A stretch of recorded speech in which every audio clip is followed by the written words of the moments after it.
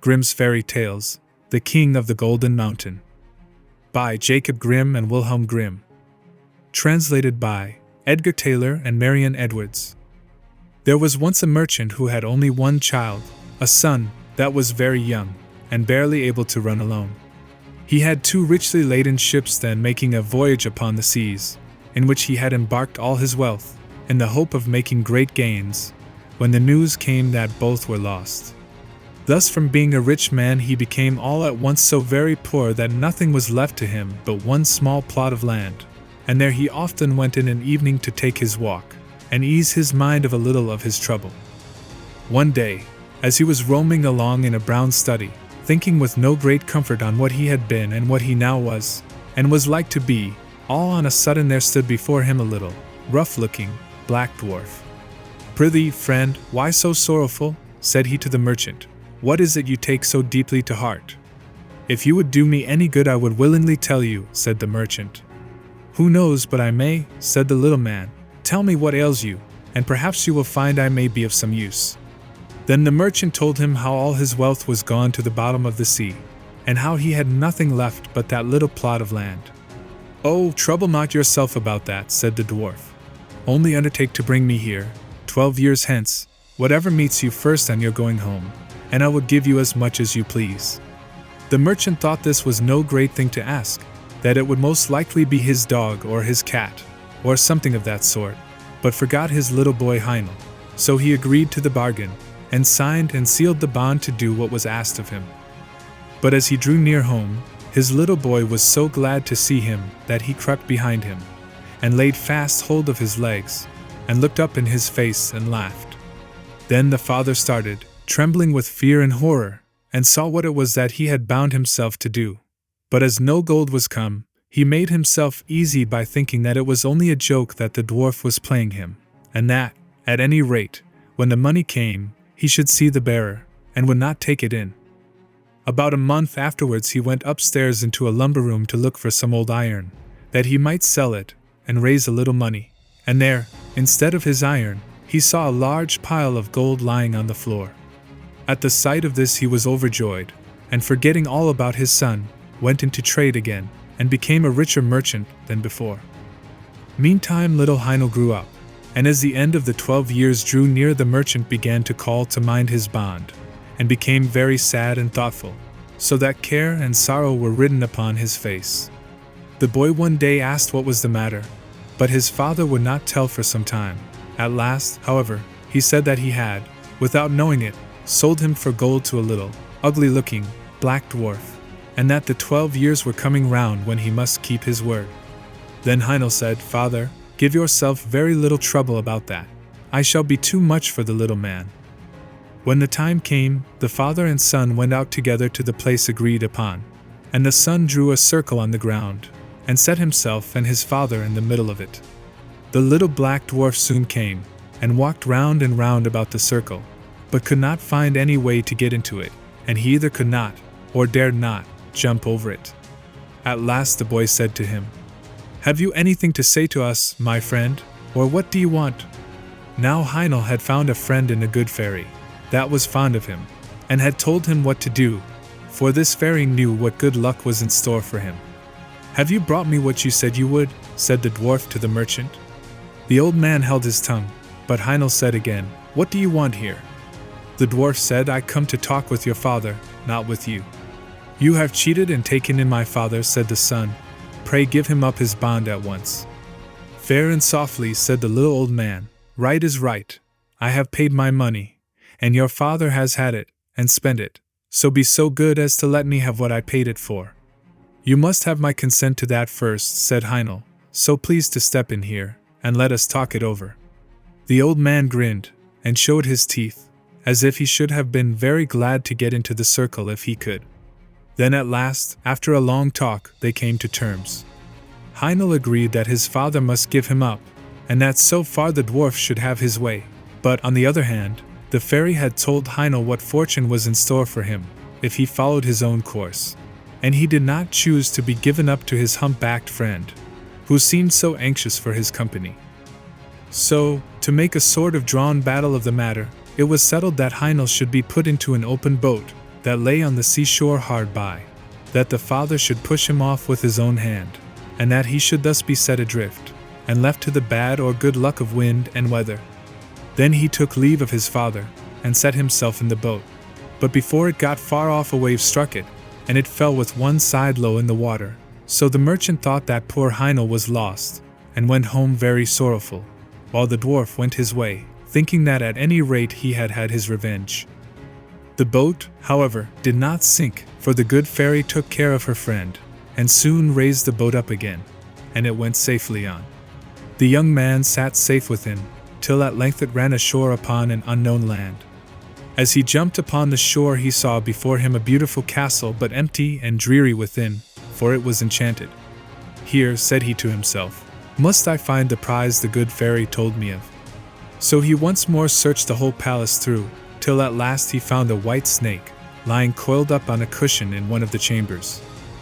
Now the white snake was an enchanted princess, and she was very glad to see him, and said, Are you at last come to set me free? 12 long years have I waited here for the fairy to bring you hither as she promised, for you alone can save me. This night 12 men will come, their faces will be black, and they will be dressed in chain armor. They will ask what you do here, but give no answer, and let them do what they will, beat, whip, pinch, prick, or torment you, bear all. Only speak not a word, and at 12 o'clock they must go away. The second night 12 others will come, and the third night 24, who will even cut off your head. But at the 12th hour of that night their power is gone, and I shall be free, and will come and bring you the water of life, and will wash you with it, and bring you back to life and health. And all came to pass as she had said. Heinel bore all, and spoke not a word, and the third night the princess came, and fell on his neck and kissed him.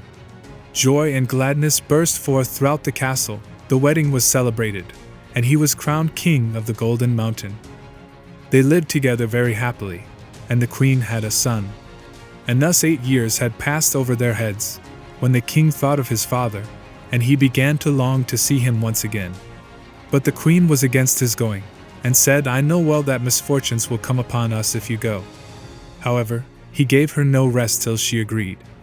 At his going away she gave him a wishing ring, and said, Take this ring, and put it on your finger. Whatever you wish it will bring you. Only promise never to make use of it to bring me hence to your father's house. Then he said he would do what she asked, and put the ring on his finger, and wished himself near the town where his father lived.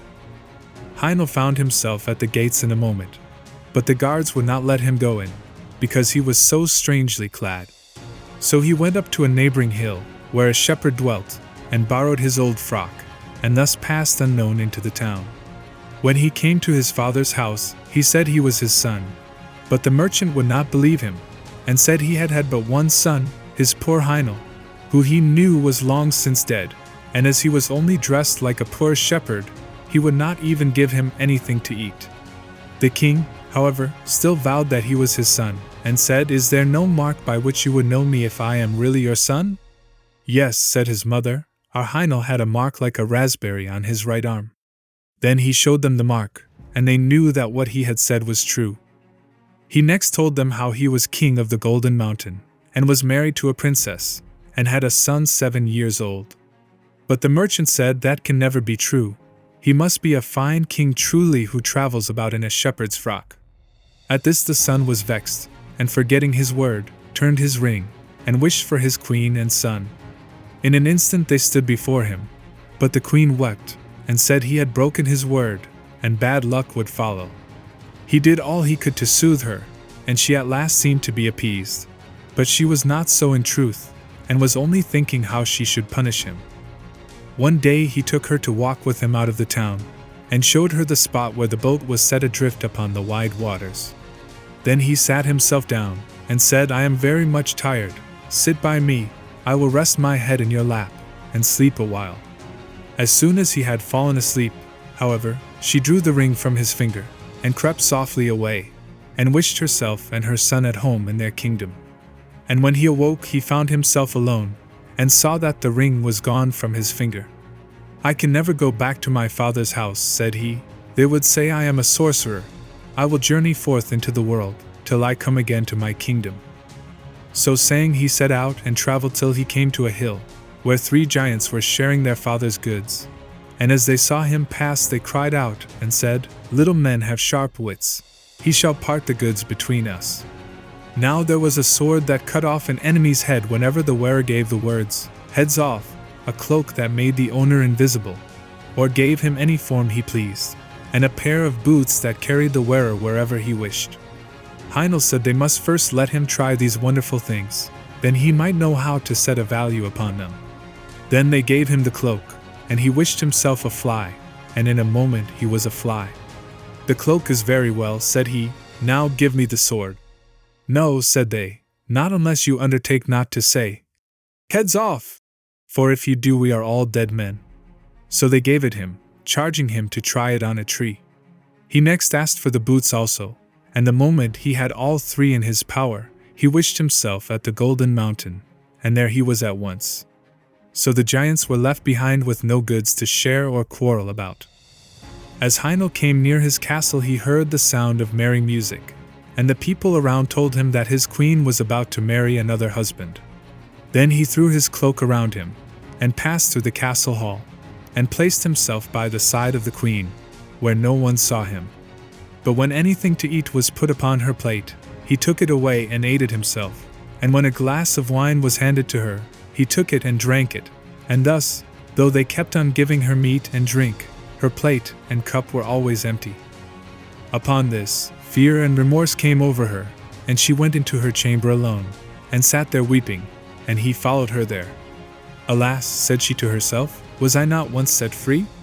Why then does this enchantment still seem to bind me?" "False and fickle one," said he. "One indeed came who set thee free, and he is now near thee again. But how have you used him? Ought he to have had such treatment from thee?" Then he went out and sent away the company, and said the wedding was at an end, for that he was come back to the kingdom. But the princes, peers, and great men mocked at him. However, he would enter into no parley with them, but only asked them if they would go in peace or not. Then they turned upon him and tried to seize him, but he drew his sword. "Heads off!" cried he, and with the word the traitors' heads fell before him, and Heinel was once more king of the Golden Mountain.